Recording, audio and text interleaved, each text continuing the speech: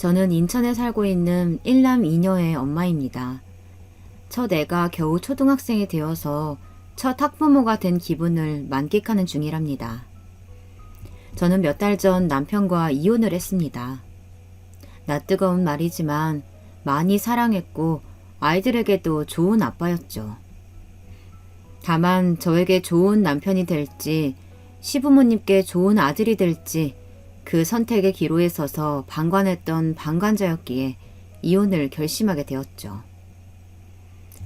오빠는 절친의 소개팅에서 만나서 시작하게 되었습니다. 연애하는 동안 서로 크게 싸울 필요도 없을 만큼 잘 지냈습니다. 주변에서는 결혼해서 크게 싸우지 말고 연애를 치열하게 하라고 했지만 저희는 기분 나쁜 일들이 생기면 서로 이야기해서 바로바로 푸는 편이라 무언가 마음에 응어리가 진다거나 하는 일들을 만들지 않았거든요. 그게 참 도움이 많이 되었죠. 무난하다고 하면 무난하게 연애 시절을 넘기고 프로포즈를 받았을 때 저는 이 남자가 아닌 다른 사람과 살아가는 제 자신을 상상하기 어려웠습니다. 지금처럼 지낼 수 있다면 충분히 행복한 결혼 생활이 되겠구나 싶었죠. 그래서 오케이 했고 결혼 준비를 시작했습니다. 처음 오빠네 집에 인사를 드리러 가던 날이 아직도 생각나네요. 예비 시부모님을 만나는 자리잖아요. 당연히 심장이 터질 것 같았죠. 처음에는 집으로 오라고 하셔서 놀랬는데 오빠가 중간에 이야기를 어떻게 했는지 직장 근처의 중식당으로 자리가 바뀌었습니다. 엄청 고급스럽다고 회사에서도 많이 이야기했던 곳이라서 어떻게 옷을 입고 가야 하나 부담스럽더라고요. 처음인데 잘 보이고 싶은 마음도 컸고요. 참 많이 고민을 하다가 친구들이 골라주는 밝은색 원피스를 입고 나갔습니다. 평소 청바지에 운동화를 좋아하는 편이라서 자주 입지 않다 보니까 엄청 불편하더라고요. 저는 약속 장소로 가면서 근처 꽃집에서 꽃다발을 하나 준비했습니다. 인터넷에 찾아보니까 처음 인사할 때 많이들 한다고 하더라고요. 식당 앞에서 오빠와 만나 방으로 들어갔어요. 오빠는 꽃다발을 보고는 귀여운 걸 샀다며 웃으면서 어머니가 좋아하셨으면 좋겠다는 말을 했죠. 아버님은 푸근한 인상이셨던 반면에 어머님은 날카로운 편이셨어요. 오빠가 어머님을 많이 닮았더라고요. 떨리는 마음으로 인사를 드리며 꽃다발을 내밀었습니다. 어머님은 하는 미묘한 감탄사만 내시고는 안 자고 하셨죠. 혹시 꽃이 마음에 안 드시나? 꽃을 사온 게 실수였나? 머릿속이 복잡해졌습니다. 음식은 깔끔했지만 저는 코로 들어가는지 입으로 들어가는지 알 수가 없었답니다. 제게 몇 가지 물어보셨는데 솔직히 말하면 어떤 이야기가 오갔는지 하나도 기억에 남지 않더라고요. 오빠와 예비 시부모님께서 먼저 댁으로 가시는 모습을 보고 나니 배가 고프기 시작했습니다.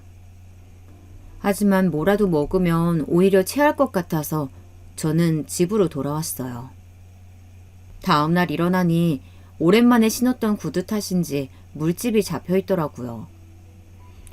오빠는 어제 무슨 일이 있었는지 기억은 하냐면서 마치 제가 고장난 로봇 같아서 웃음을 참느라 혼났다고 웃는데 어찌나 얄밉던지 한 대 때려주고 싶을 지경이었습니다. 저는 어머님께서 뭐라고 하시더냐고 물었습니다. 우리 어머니?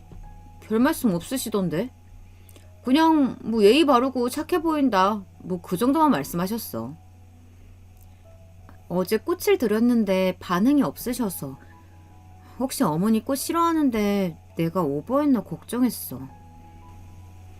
오빠는 원래 어머니께서 좀 그런 편이라고 하면서 괜찮았다고 했습니다. 그래서 더 이상은 신경 쓰지 않기로 했죠. 오빠 역시 저희 부모님께 인사를 드린 후에야 우리는 정식 상견례 자리를 만들 수 있었습니다. 이번 식당 예약은 제가 하기로 했어요. 조용한 한정식 식당이 좋다는 이야기가 많아서 그런 곳으로 알아보고 있었죠.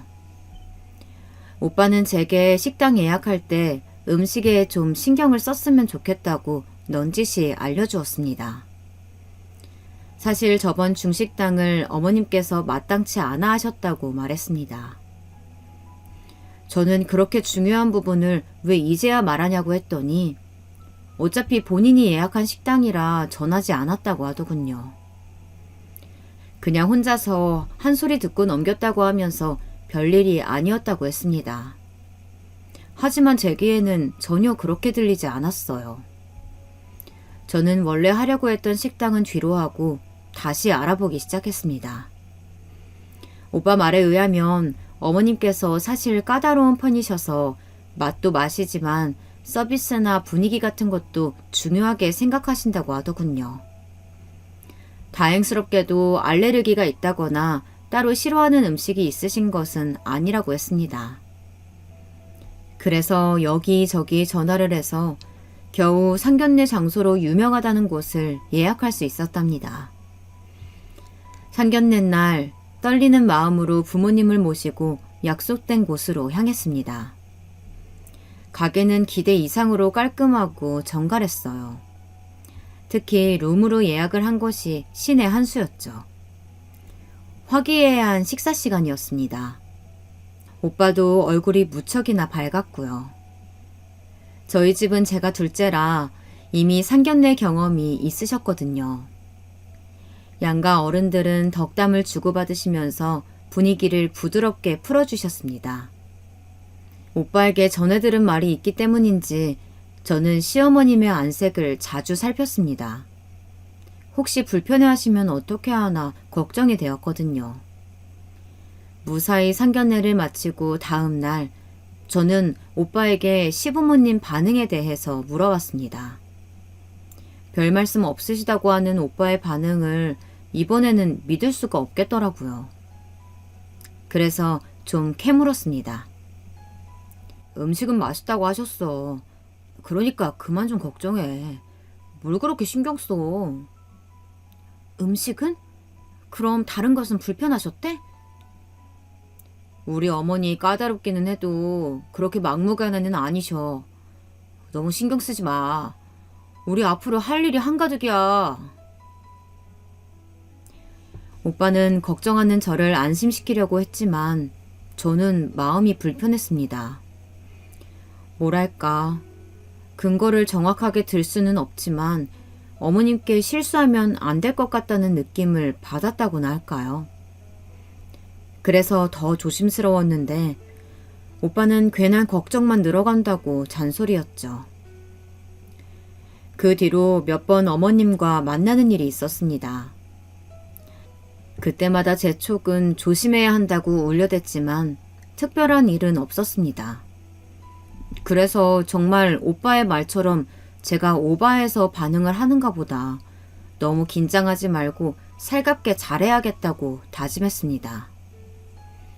하지만 이런 결심도 금방 흔들리기 시작했답니다.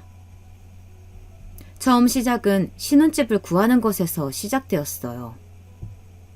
처음 오빠와 이야기할 때는 출퇴근 동선을 고려해서 정하기로 했었습니다.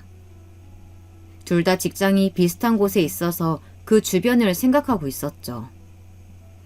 거기다 이제 시작인데 큰 평수가 뭐가 필요하겠느냐고 천천히 아이들 태어나면 좀 더 큰 곳으로 알아보자고 했었습니다. 무엇보다도 둘 다 공통적으로 약속한 것은 집은 우리들의 힘으로 하자는 것이었어요. 하지만 시어머님께서 반대하셨습니다. 시댁 근처에 적당한 매물이 나와 있으니 그곳으로 하라고 하셨습니다. 소개해 주신 곳은 저희가 하려는 집보다 평수도 1.5배는 크고 건물도 깔끔했습니다. 연식이 오래되기는 했지만 그런 부분이 전혀 느껴지지 않을 정도였죠. 하지만 저희는 금전적인 문제도 있지만 출퇴근하기에 너무 부담스럽다고 거절했어요. 시어머님께서 이런 곳 없다고 하시면서 대출 좀 더 받고 시댁에서 도와줄 테니 걱정 말고 추천하시는 곳으로 시작하라고 하셨습니다. 저와 오빠는 지금 계약하려고 하는 집이 저희 부부가 살기에 충분하다고 하면서 거절했지만 점점 눈치가 보이더군요. 시어머님 표정이나 말투가 점점 싸늘해져 간다는 느낌이 들었거든요. 급기야 저를 따로 불러내셔서는 한마디 하시기도 했습니다. 너희가 애를 안 가질 것도 아니잖니. 애 태어나면 지금 평수는 좁아. 언제 돈 모아서 언제 이사 간다고. 그래도 어머님, 저희는... 됐다. 어른이 이렇게까지 말씀을 하시면 듣는 신용이라도 해야지. 너는 도대체 애가... 어머님은 할 말 많은 얼굴을 하셨지만 한숨만 내쉬셨습니다. 그리고는 한참을 가만히 제 얼굴만 보고 앉아 계셨죠.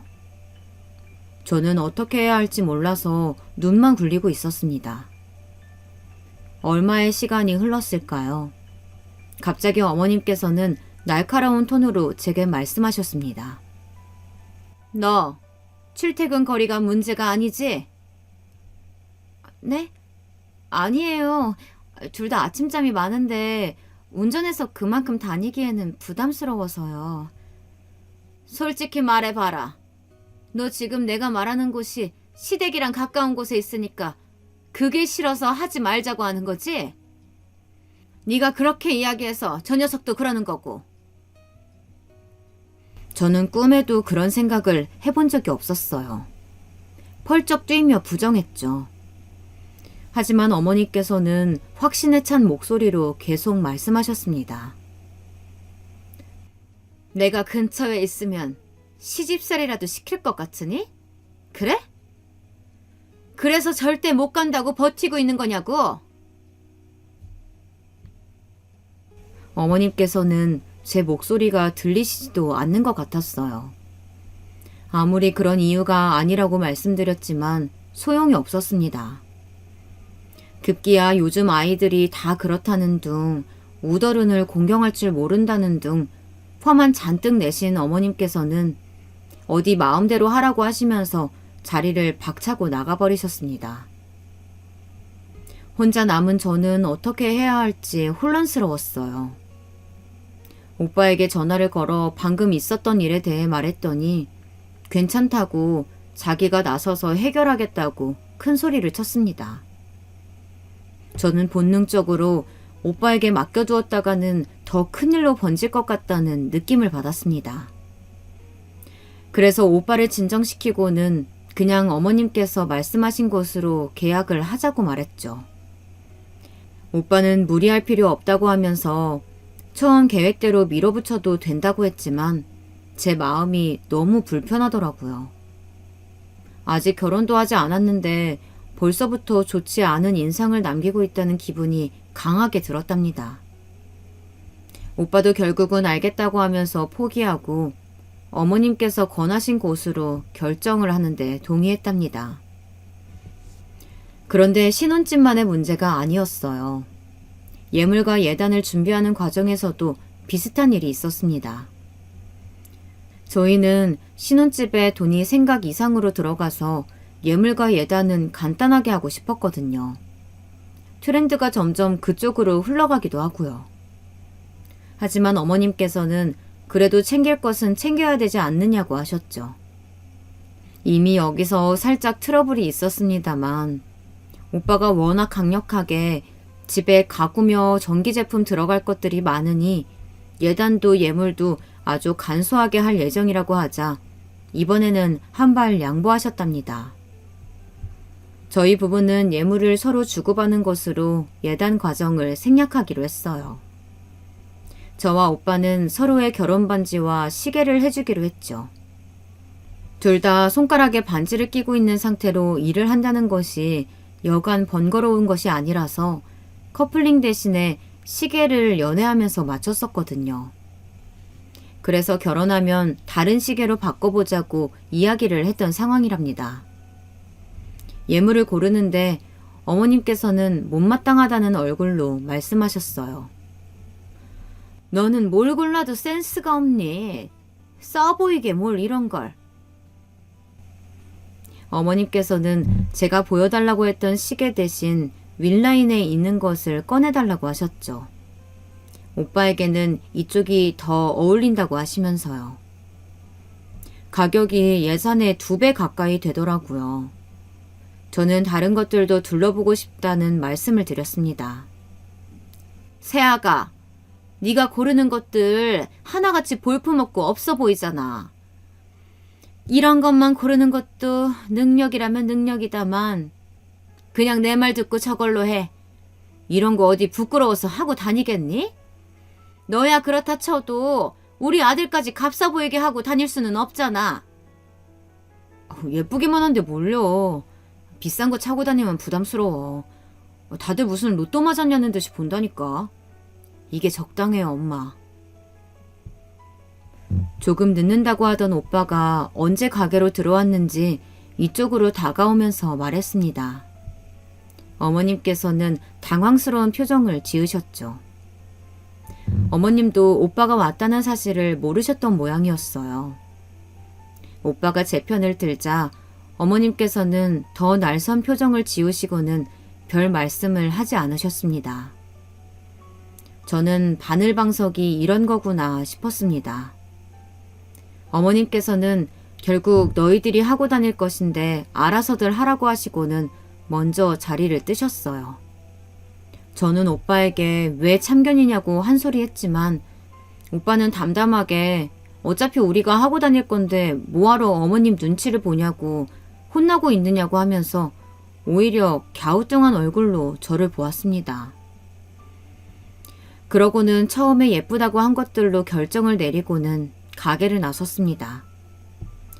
저는 오빠에게 아무래도 어머님께 좋지 않은 인상을 드린 것 같다고 걱정이 된다고 말했지만 오빠는 오늘따라 어머님이 동생 때문에 기분이 나쁘셔서 그런 것뿐이니 괜찮다고 안심시켰습니다.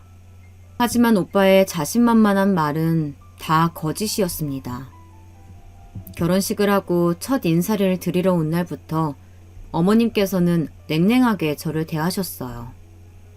말씀도 거의 없으시고 제가 뭐라도 하려고 하면 힐끗 쳐다보기만 하실 뿐 무시하시더라고요. 그런데 그런 행동도 다음날 손바닥 뒤집듯이 확 돌아섰습니다. 시댁에서 처음 하룻밤을 자고 난 다음날 저는 일찍 일어나서 아침 식사 준비를 돕기 위해 나왔습니다. 어머님께서는 벌써 일찍 일어나셨더라고요. 일찍도 일어난다. 그렇게 굶뜨니까 출퇴근 동선이나 따지고 있지. 그래서 우리 아들 아침은 챙겨주겠니? 이제 막 6시가 지난 시계를 가리키시면서 한 말씀 하시는 것이 시작이었습니다. 제가 쌀을 씻고 있으면 그렇게 박박 씻었다가는 쌀알 다 부서지겠다. 밥알이 나만 나겠니? 나무를 묻혀보라고 하셔서 했더니 너는 손이 왜 그러니? 간이 고르게 안 배웠잖아. 뭐 했어? 국간을 보시고는 국을 끓이라고 했더니 아주 소태를 만들어놨네. 아침 식사를 준비하는 내내 제가 뭐만 하면 한 소리씩 하시는데 정말 미치겠더라고요. 시댁은 아직 밥상에서 식사를 하셨는데요. 밥상을 꺼내는데 생각보다 작더라고요. 이제 저까지 5 식구인데 가능할까 싶었습니다. 그런데 어머님께서 작은 밥상 옆에 다른 밥상을 또 꺼내시더라고요. 그리고는 반찬을 2군데로 나누어 담고 계셨습니다. 뭘 보고 서 있어? 수저 놔야지. 반찬도 가져다 놓고. 어머니, 상이 2개인데요? 그게 왜? 아버지랑 너희 남편 상 따로 보는데 그게 어때서? 저는 그날 처음 알았습니다. 시댁은 남자들이 먹는 밥상과 여자들이 먹는 밥상이 따로 있다는 사실을요. 충격적이었습니다. 심지어 남자들이 먹는 밥상에는 작은 그릇에 반찬을 덜어 올리셨고 여자들이 먹는 밥상에는 넓은 접시 위에 대충 몇 가지만 올리셨죠. 무슨 뷔페에서 접시에 음식을 담아오는 것처럼 말이에요. 여러분 상상이 가시나요? 저는 그런 장면을 드라마에서나 봤지 실제로 있을 것이라고는 생각해 본 적도 없었거든요. 식사 준비가 끝날 때가 되니 어머님께서 오빠를 깨우라고 하셨습니다. 오빠는 벌써 일어났는지 씻고 나오더라고요. 오빠는 아직도 밥상 따로 하시냐고 이제 그만 좀 하실 때도 되지 않았냐고 한 소리 했죠. 어머님께서는 아침부터 헛소리 하지 말고 빨리 먹고 출근 준비나 하라고 하시더라고요. 저는 약간 얼빠진 상태로 급하게 자리에 앉아 식사를 시작했습니다. 평소에도 밥 먹는 속도가 빠른 오빠는 금방 바닥을 보였습니다. 오빠가 자리에서 일어나려고 하자 어머님께서는 오빠를 억지로 다시 자리에 앉히시더니 저더러 남편 밥 다 먹었는데 물 안 떠오고 뭐하냐고 하시더군요. 네? 물이요? 당황한 저는 약간은 바람 빠지는 소리로 되물었습니다. 너는 시어머니가 말씀하시는데 뭐 하는 짓이니? 왜 사람을 같은 말을 2번, 3번 하게 해? 너희 남편 밥 다 먹었잖아. 어서 물 가져와. 오빠는 무슨 조선시대도 아니고 왜 그러냐며 투덜거리더니 벌떡 일어나서 물을 가져와서는 아버님께도 어머님께도 그리고 제게도 한 잔씩 따라 주었습니다. 아버님께서는 별 말씀 없이 물잔을 비우시고 자리에서 일어나셨습니다. 오빠는 늦겠다며 빨리 일어나서 준비하고 출근하자고 재촉이었죠. 어머님은 무슨 출근이냐고 놀라신 얼굴로 저를 바라보셨습니다. 오빠는 저도 바쁠 시기라 신혼여행으로 휴가를 길게 뺄 수 없어서 오늘 바로 출근해야 한다고 말해줬죠. 노려보시는 어머님 눈을 피해 저는 허둥지둥 식사를 마치고 먼저 일어나겠다고 하면서 출근 준비를 하러 자리를 떴습니다. 정신없이 씻고 준비하는 동안에도 저는 아침 식사 풍경에 놀란 마음을 가라앉히질 못했습니다.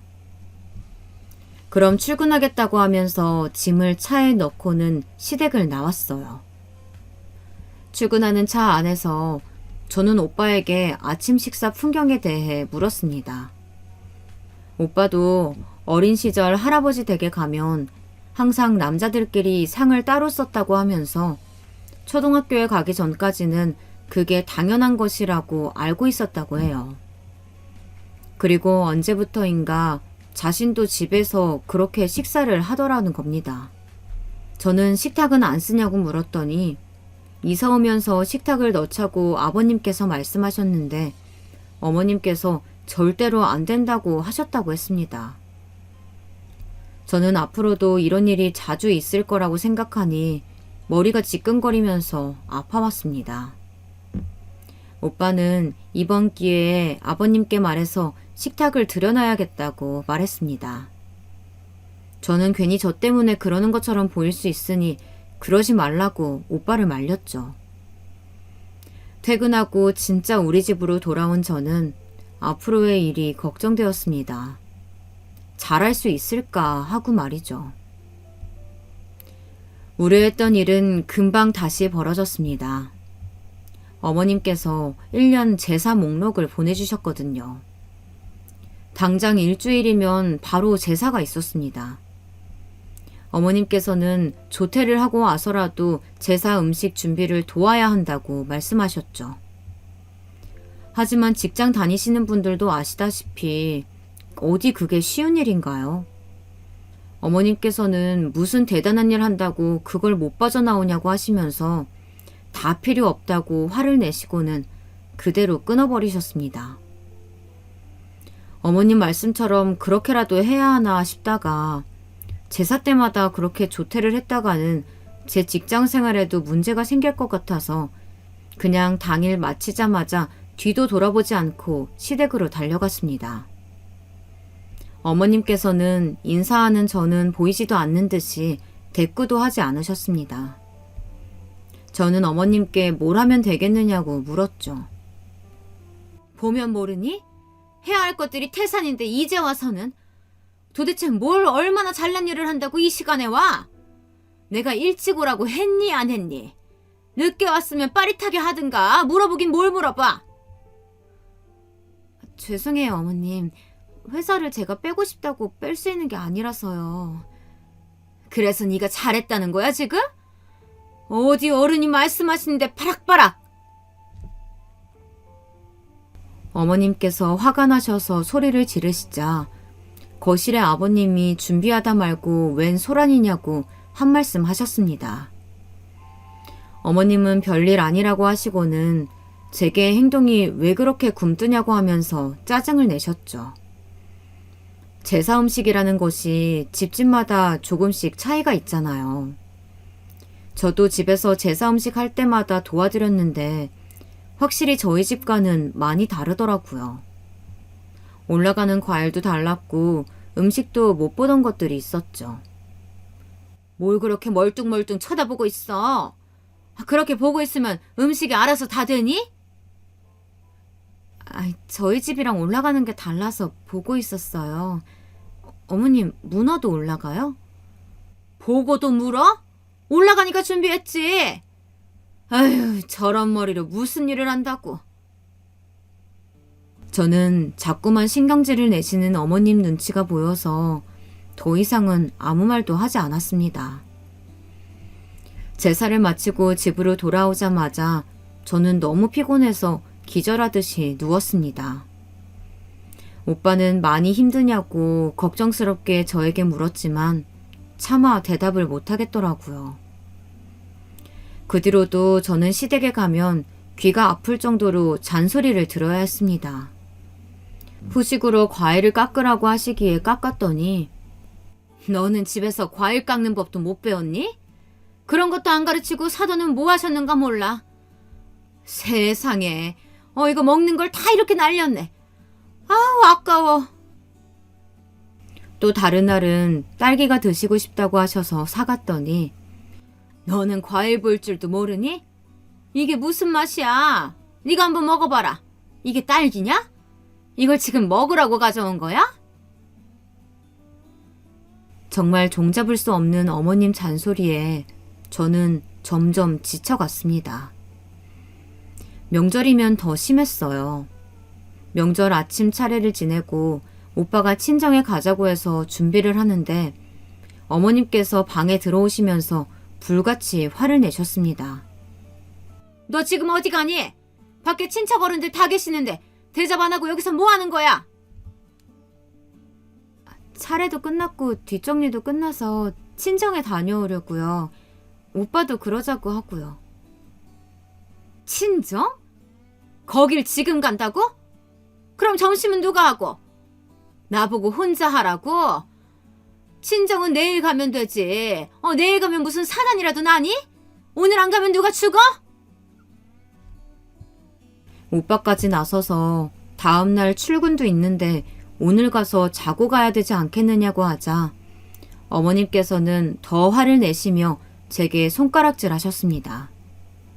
너 무슨 생각으로 오늘 간다는 거야? 말해봐.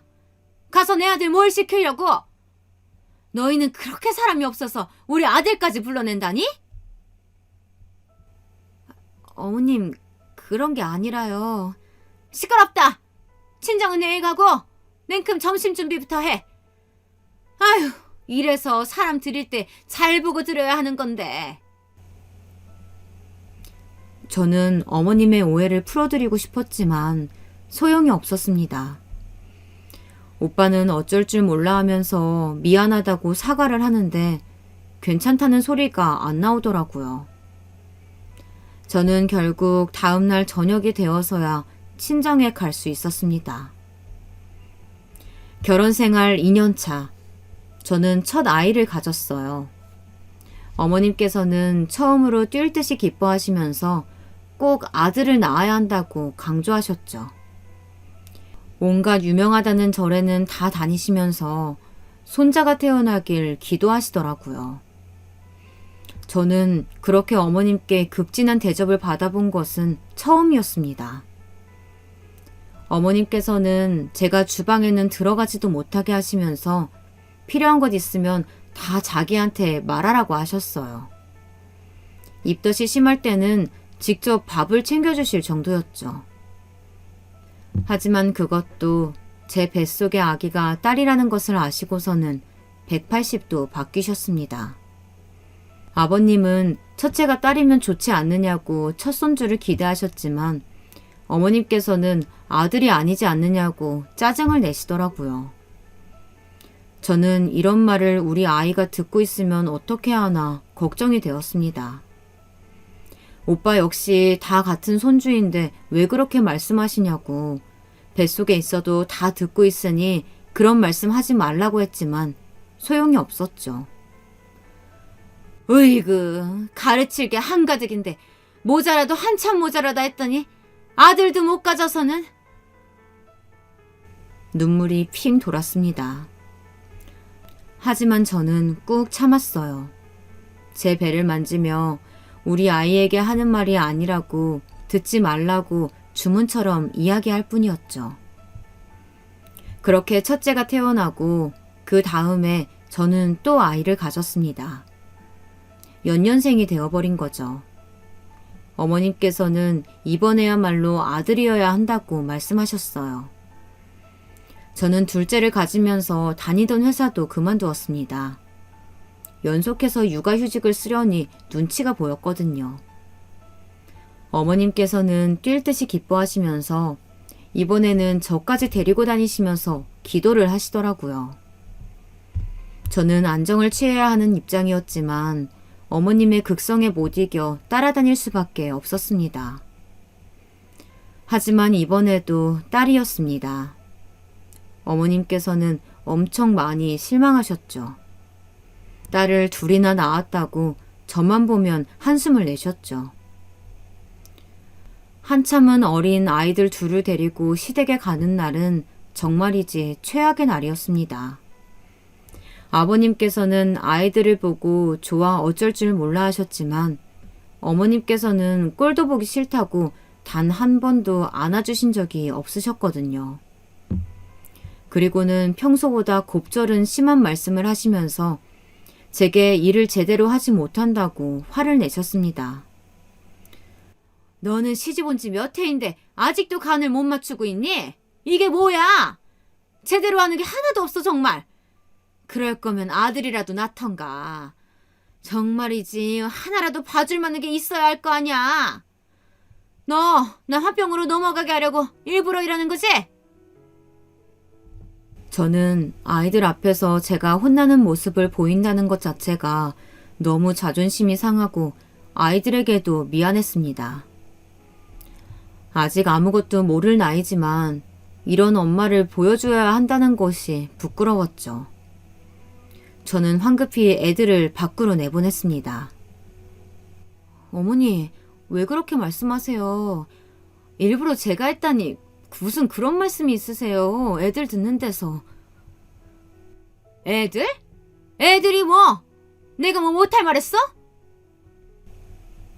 어머님께서는 자신이 뭘 잘못했느냐며 오히려 제게 따져 물으셨죠. 아이들이 금방 따라한다고 했지만 소용이 없었습니다. 어머님께서는 오히려 어디서 어른을 가르치려고 듣느냐고 더 화를 내셨습니다. 집으로 돌아오는 길 저는 오빠에게 앞으로 아이들을 데리고는 시댁에 못 가겠다고 말했습니다. 오빠는 자신이 잘 이야기하겠다고 했지만 저는 알고 있었어요. 그래봤자 달라질 것은 아무것도 없다는 것을요. 아니 어쩌면 어머님이 그 문제로 더 제게 화를 내실 것이라고 확신할 수 있었죠. 저는 그 뒤로 제사 때는 아이들을 친정에 맡기고 갔습니다. 아버님은 많이 아쉬워하셨지만 어머님께서는 아는 척도 하지 않으셨죠. 그렇게 몇 년이 또 흘렀습니다. 두 아이들은 또래에 비해서 체구는 작았지만 성장 속도가 빠른 편이었습니다. 걷는 것은 물론이고 말도 금방 배우더라고요. 아버님은 아이들이 어눌한 발음으로 아버지라고 부르는 소리를 무척 좋아하셨습니다. 하루는 시댁 제사에 갔는데 아버님께서 구석에서 놀고 있는 첫 애를 부르시더니 저를 시키시더라고요. 어머님께서는 사색이 된 얼굴로 부정타게 여자애를 어디다 세우느냐고 난리셨습니다. 하지만 아버님은 꿋꿋하게 우리 집 첫애인데 조상님께 인사는 드려야지 하시면서 절하는 법까지 가르치시면서 인사를 시키셨습니다. 제사가 끝나고 상을 차리는데 아버님께서 첫애를 옆에 앉히시고는 첫애가 좋아하는 부침개를 잘게 잘라주시더라고요. 어머님께서는 여자애가 어디 앉느냐고 당장 이리 오지 못하냐고 소리를 지르셨어요. 아버님은 아직 어린애에게 무슨 소리냐고 하셨지만 제사상에 절을 할 때부터 화가 나신 어머님께서는 전혀 수그러들지 않으셨습니다. 저는 냉큼 첫애를 오빠에게 안겨주면서 일어서라고 눈치를 주었죠. 오빠는 잔뜩 굳은 얼굴로 아이를 안아들었습니다. 너무 화를 내시는 어머님 때문인지 아버님도 한 발 물러나시면서 그냥 부침개 몇 개 준 걸 가지고 그렇게 화낼 필요가 있겠느냐고 헛기침을 하셨죠. 어머님께서 갑자기 몸을 획 돌리셔서는 저를 보셨습니다. 네가 아들을 못 낳고 이렇게 시간을 보내니까 아버님이 저렇게 하시는 거 아니야. 도대체 아들은 언제 낳을 생각이니? 그게 우리 마음대로 되는 일이야. 첫애와 둘째에게 물을 주고 있던 오빠가 한 소리 거들었지만 오히려 그게 더 일을 키웠습니다. 남들은 결혼해서 다 아들 낳고 멀쩡하게 살고 있는데 너는 그것도 못하면서 내 아들까지 꼬여내가지고는 나한테 저런 말을 듣게 만들어? 너 앞으로 아들 낳기 전까지는 여기 올 생각 1도 하지 마라.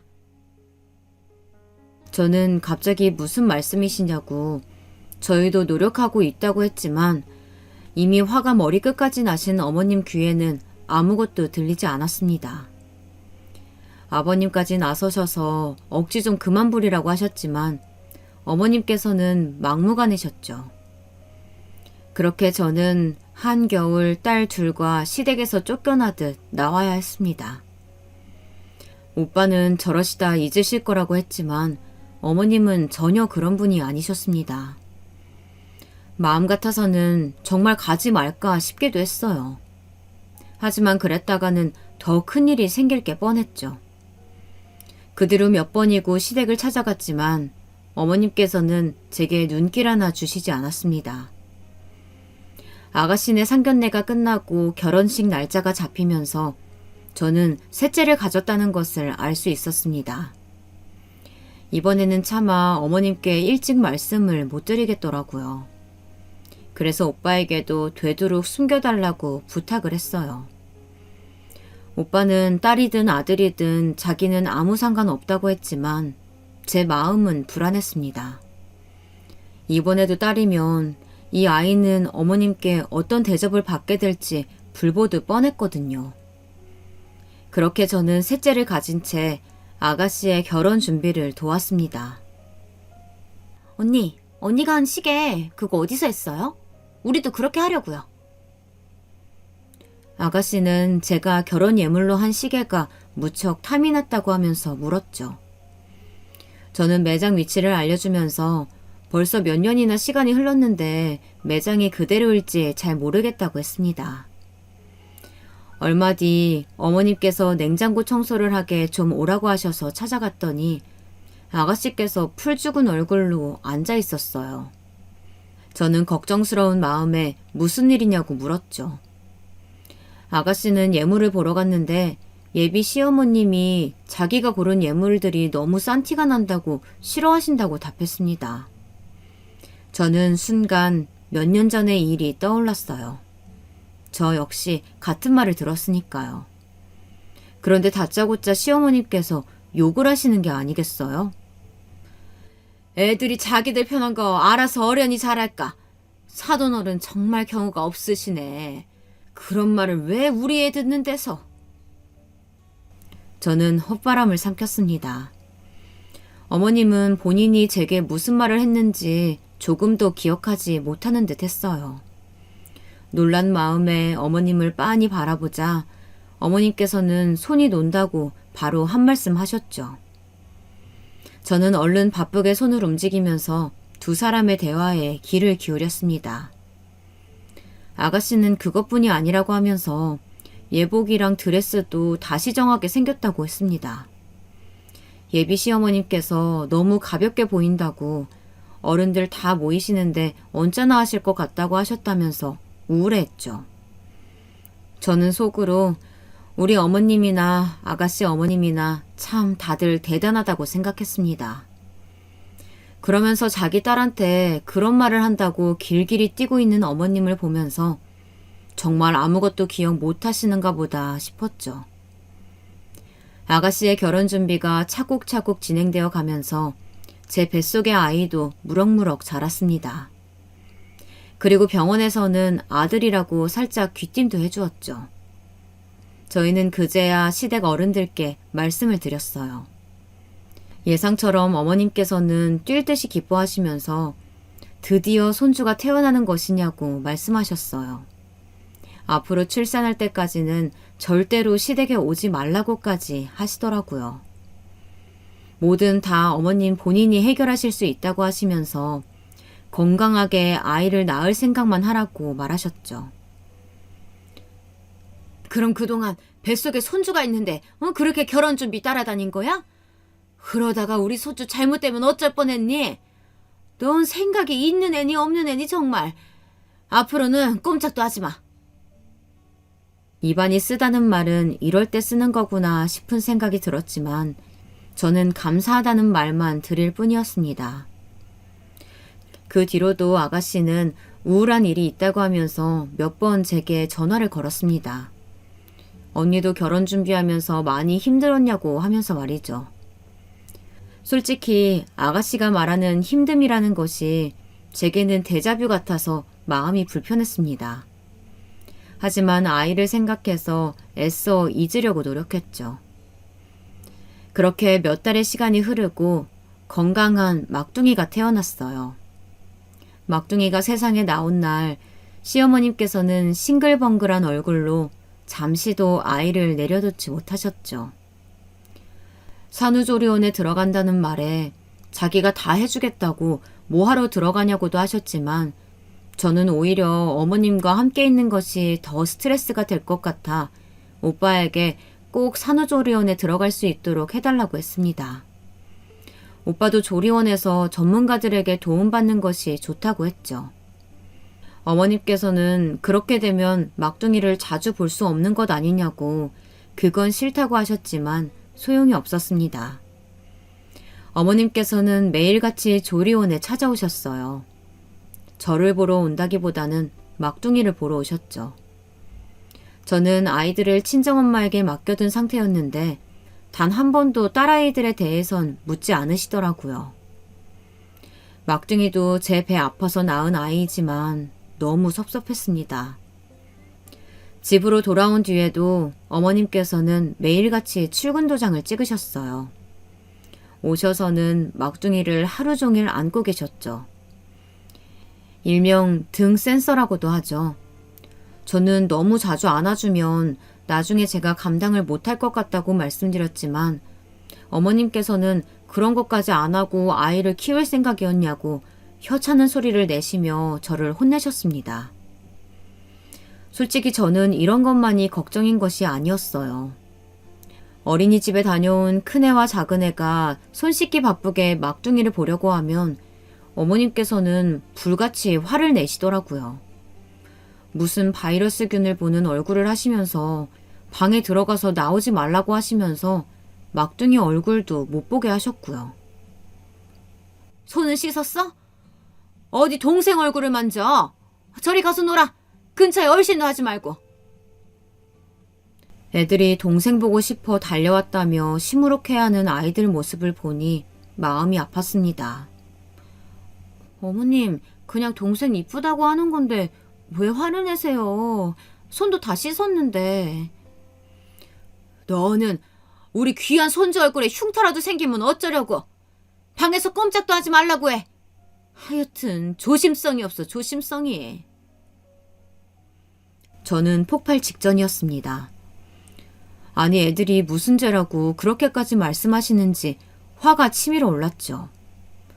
저는 퇴근한 오빠에게 낮의 일을 이야기했습니다. 오빠는 손주가 너무 좋으셔서 그러는 거지 진심은 아니실 거라고 했지만 저는 더 이상 애들이 나쁜 소리 듣는 것은 보기 싫다고 분명히 말했죠. 오빠가 집에 무슨 말을 했는지 어머님께서 오시는 횟수가 점점 줄어들었습니다. 나중에 알았지만 아버님께서 한 소리 하신 것도 있었고 또 아가씨 문제도 있었더라고요. 막둥이도 제법 기어다니기 시작할 무렵이었어요. 시댁에 김장하는 날이 다가오고 있었죠. 저는 애 셋을 데리고 시댁으로 찾아갔습니다. 아버님은 시끌벅적한 것이 너무 좋다고 하셨어요. 결혼 시작부터 지금까지 아버님께서는 많은 표현을 하지는 않으셨지만 언제나 첫째든 둘째든 막내든 다 예뻐해 주시면서 놀아주셨습니다. 그날도 마찬가지였고요. 어머님께서는 김장 준비를 하시면서도 막내에게서 눈을 떼지 못하셨습니다. 그런데 평소와 다르게 그날의 김장에는 아가씨도 오셨더라고요. 아가씨는 한창 재료를 손질하는 자리에 앉아서 깎아둔 배를 하나씩 집어먹으며 툴툴거렸습니다. 우리 시어머님 너무해. 시어머님은 사돈어른 이야기에 귀를 쫑긋 세우시더니 허리를 꼿꼿하게 하시며 무슨 일이냐고 하셨어요. 아니, 어제 우리도 없는데 오셔서는 냉장고를 열어보셨나 보더라고. 반찬도 제대로 없이 도대체 뭘 먹고 사느냐고 잔소리 하시는 거야. 거실도 엉망이라고 하시면서. 요즘 야근이 계속 있어가지고 청소를 못했거든. 된통 혼났지 뭐. 아니, 사돈은 뭐하러 오셨다니? 아무리 자식이라고 하지만 그렇게 시도 때도 없이 찾아가도 되는 거야? 저는 어처구니가 없었습니다. 막내 낳고 몇 주를 매일같이 오시던 분의 입에서 그런 말이 나온다는 것이 우습기만 했죠. 아가씨는 그것뿐이 아니라고 하면서 시댁에서 겪은 일들을 굴비 엮어내듯 풀어냈습니다. 묵묵하게 듣고 있던 저는 제가 하는 시집살이에 비하면 아무것도 아니구나 싶었습니다. 그리고 제사도 너무 많아. 제사 음식하러 오라고 하시지는 않는데 밤에 가면 뒤치다꺼리 해야 돼서 너무 힘들어. 형님 말씀으로는 명절에는 더 심하대. 아버님 형제분들이 너무 많아서 차례 지내는 날에는 엄청 북적거려서 정신이 하나도 없다고. 하루 종일 부엌에 있는 거나 똑같다고 하는데 엄마, 나 어떡해? 명절 당일에는 친정으로 와야지. 안 보내주신단 말이야? 저는 결혼하고 지금까지 단 한 번도 그렇게 가본 적이 없었거든요. 아가씨는 그런 것은 아닌 것 같다고 했어요. 형님들 말씀에 의하면 차례 이후 아침 식사가 끝나면 다 친정으로 간다고 하면서 말이죠. 그래도 너무 힘들어. 나 부엌 일도 잘 못하잖아. 언니처럼 능숙하게 잘하지도 못하는데. 진짜 벌써부터 어떻게 하냐고. 어머님은 너희 언니가 잘하기는 뭘 잘하냐고 한마디 하셨어요. 오늘도 국 간이 엉망이었다고 하시면서 저를 보며 언제쯤 제대로 할 거냐고 쏘아붙이셨죠. 아이러니하게도 제게 그렇게 하셨으면서 아가씨를 바라보면서는 어릴 때부터 뭐든 잘했으니까 금방 일이 손에 붙을 거라고 하시면서 괜찮다고 달래셨습니다. 저는 욕이 혀끝까지 올라왔지만 꾹 눌러 참았어요. 아가씨는 다음 주에 시댁에서 김장을 한다고 해서 오늘은 자기도 미리 배워볼까 싶어서 왔다고 했습니다. 네가 하기는 뭘 해, 힘들게. 그냥 가서 김장김치나 얻어오면 되는 거야. 양념 튀니까 좀 물러나 있어. 나중에 그냥 수육이나 먹고 가라. 그래도 저번 제사 때 나물 구분 못해서 한 소리 들었단 말이야. 이번에는 그렇게는 하지 말아야지. 뭐? 고작 나물 구분 못한다고 뭐라 하신단 말이야? 안 싸둔 사람 그렇게 안 봤는데 너무하네. 직장 다니는 애 데리고 제사 차리는 것도 우라가 치밀어 오르는구만. 어머님께서는 버럭 소리를 지르셨어요. 아가씨는 자기 잘못이었다고 했지만 어머님 목소리는 더 커지기만 했죠. 저는 웃음이 났습니다. 회사 조퇴하고 와서 제사 음식 하라고 했던 사람의 입에서 저런 말이 나오기도 하는구나 싶어서 말이죠. 안 되겠다. 안싸돈한테 전화라도 넣어야지. 아니 일도 많아 바쁜 애 데리고 뭐 하시는 거라니? 어머님의 호들갑에 놀란 아가씨가 말려보았지만 어머님께서는 장갑까지 벗어던지면서 벌떡 일어나셨습니다. 놀란 아가씨가 저더러 어머님 좀 말려보라고 하더라고요. 어머님도 저한테 그러셨잖아요. 조퇴하고 와서 제사 음식 하라고. 아가씨는 그런 소리 들은 것도 아닌데 뭘 그렇게 화를 내세요? 시어머님은 둔탁한 흉기로 머리를 한 대 맞은 사람처럼 입을 떡 벌리고 저를 바라봤습니다. 너 방금 뭐라고 했니? 뭐? 저는 아무 일도 아니라는 듯이 편안한 목소리로 대답했죠. 그리고 저는 시집 온 이후로 명절 당일에 친정 가본 기억이 없는데요. 사돈어른한테 어머님이 하실 말씀은 아닌 것 같아서요. 주방은 싸늘하게 침묵만 흘렀습니다. 어머님의 얼굴은 금방이라도 터질 것처럼 붉어지셨고 아가씨 역시 어쩔 줄 몰라 하면서 저와 어머님을 번갈아 보고 있었죠. 너 지금 뭐 하는 짓이야? 어? 시어미한테 말대꾸를 해? 너희 집에서는 그렇게 가르치지? 어디서 이게 못 배워 처먹어가지고 눈을 똑바로 뜨고? 저는 이왕 터진 거 오늘은 다 하고 가야겠다 싶은 마음이 들었어요. 제 앞에서 아가씨 일에 화를 내시는 어머님을 보고 있자니 더 이상은 못 참겠더라고요. 어머님, 저도 저희 집에서는 귀한 딸이에요. 어머님, 저도 저희 집에서는 귀한 딸이에요. 어머님께서 아가씨 아끼시는 것처럼 저희 부모님께도 귀한 딸이라고요. 그런 저더러 뭐라고 하셨어요? 아들 못 낳는다고 몇 년이나 들들 볶으시고. 어머님 우리 첫째랑 둘째 한 번이라도 안아보신 적 있으세요? 제 말이 이어질수록 어머님 얼굴은 터질 것처럼 붉어지셨습니다.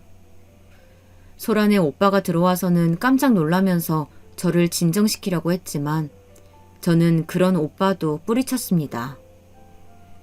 어머님께서는 이런 제 모습에 더 화가 나셨는지 그렇게 불만이고 못 살겠으면 이혼하고 나가라고 소리 지르셨죠.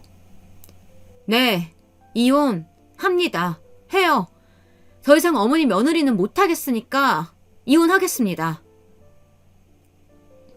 저는 앞치마를 벗어던지고 구석에 걸어둔 가방을 챙겼습니다. 오빠는 당황하며 왜 이러냐고 했지만 저는 그대로 주방을 나왔어요. 거실에는 아버님께서 굳은 얼굴로 저를 바라보고 계셨습니다. 저는 죄송하다는 말씀과 함께 막내를 안아들었습니다. 두 딸내미는 엄마의 환한 얼굴을 보고는 놀란 얼굴로 허둥거렸죠. 등 뒤에서 고래고래 어머님이 소리 지르는 소리가 들렸습니다. 저는 애들의 손을 붙들고 그대로 시댁을 나와 친정으로 갔습니다. 친정에 도착한 저는 사실대로 말씀드리고 더 이상은 못 살겠다고 했어요. 그동안 참아왔지만 더 이상은 그렇게 하고 싶지 않다고 했죠. 엄마는 잔뜩 붉어진 얼굴로 지금까지 그 모욕을 왜 참고 살았느냐고 하셨습니다. 저는 금방 지나갈 일이라고 생각했죠. 제가 노력하면 충분히 제게 마음을 열어주실 거라고 생각했었어요. 그래서 참아왔던 일인 건데 아가씨를 감싸고 드는 어머님을 보니 제 잘못만이 아닌 것 같다는 것을 깨닫게 된 것이죠. 엄마와 아빠는 아무 걱정 말고 쉬라고 하셨습니다. 친오빠에게도 전화를 넣은 것인지 바람같이 달려온 오빠는 펄펄 뛰면서 당장 저희 집으로 가서 제 짐을 챙겨오겠다고 했습니다. 눈물이 쏟아졌어요. 이렇게 나도 사랑받고 살았는데 그 몇 년 동안 왜 잊고 살았을까 싶었죠. 오빠는 비밀번호를 듣고는 바로 가서 아이들 짐과 제 짐을 챙겨왔습니다. 세연이 말로는 나오는 길에 남편과 마주쳤다고 하는데 저희 오빠가 큰 소리로 다시는 제 얼굴 볼 생각 하지 말라고 하면서 얼굴에 주먹을 날렸다고 하더군요. 저희 오빠는 남편이 되어서는 중간에 제대로 편도 들어주지 못하고 어영부영 있던 남편이 잘못한 것도 크다고 하면서 주먹을 날려주지 않고서는 참을 수가 없었다고 말했습니다.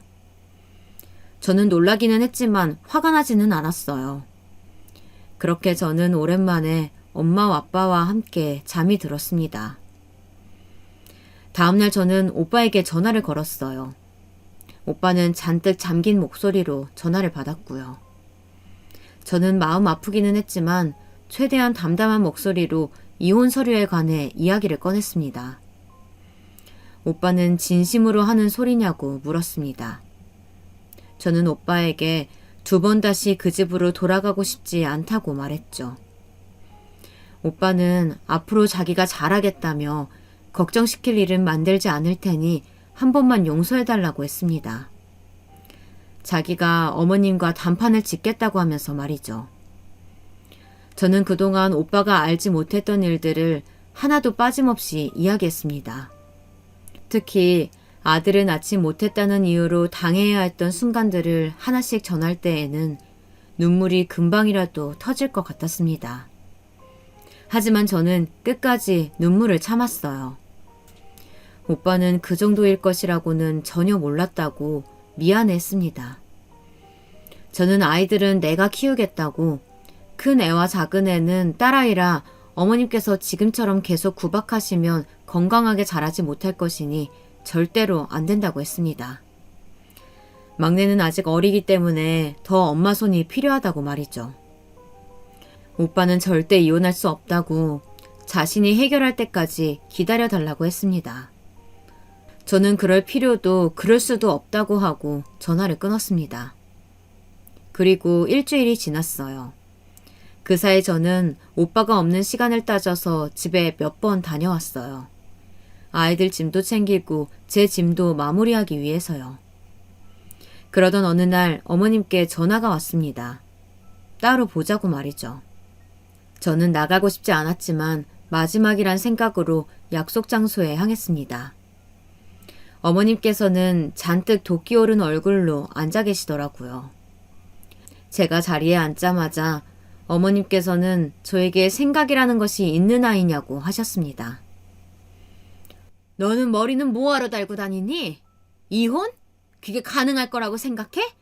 이혼 사유가 된다고 생각하냐고? 버릇없이 시어머님 말씀에 따박따박 대거리했으면 잘못했습니다 하고 싹싹 빌지는 못할 망정. 뭐? 이혼? 애들은 네가 키워? 내가 그걸 보고 있을 것 같아? 어머님은 기대를 저버리지 않았습니다. 저를 무시하는 말씀은 변화가 없었어요. 저는 최대한 동요하지 않으려고 노력했습니다. 저는 이혼할 생각입니다. 이혼 사유가 되는지 안 되는지는 법원에서 결정해 주겠죠. 아이들은 제가 키워요, 어머님. 절대 물러서지 않을 거예요. 네가 무슨 수로 애를 키워? 내 손자야. 우리 핏줄 밖으로 돌릴 줄 알아? 꿈도 꾸지 마. 그럼 지켜보세요. 제가 어떻게 하는지. 저는 자리에서 일어나 공손하게 인사를 드렸습니다. 어머님은 다짜고짜 눈앞에 커피를 제게 던지셨어요. 놀란 저는 급하게 몸을 피했지만 뜨거운 커피로 어깨가 화끈거렸습니다. 저는 급하게 물티슈로 닦아내면서 이를 악물고 말했죠. 2번 다시 볼 일은 없을 거라고 말이죠. 집에 돌아와서 보니 꽤 많이 붉어졌더군요. 심각한 화상까지는 아니어서 다행이었죠. 저는 오빠에게 전화를 걸어 방금 일을 이야기했습니다. 저는 오빠가 우리를 위해 해결할 수 있는 일은 딱 한 가지, 합의 이혼뿐이라고 말했습니다. 그리고 아이들은 제가 키울 수 있도록 친권과 양육권을 포기했으면 좋겠다고 덧붙였죠. 오빠는 한참을 가만히 듣고만 있었습니다. 그리고는 알겠다고 전화를 끊어버렸죠. 저는 이쯤에서 제발 모든 것이 끝나기를 원했습니다. 그날 저녁 오빠가 집으로 찾아왔어요. 제가 원하던 서류를 모두 작성한 상태였죠. 오빠는 일주일에 한 번은 아이들을 만날 수 있는 시간을 달라고 부탁했습니다. 그것만 지켜준다면 자신은 이 서류를 제게 주겠다고 말이죠. 저는 오빠가 아이들에게는 좋은 아빠였다는 것을 알고 있었고 그를 막을 생각은 없었습니다.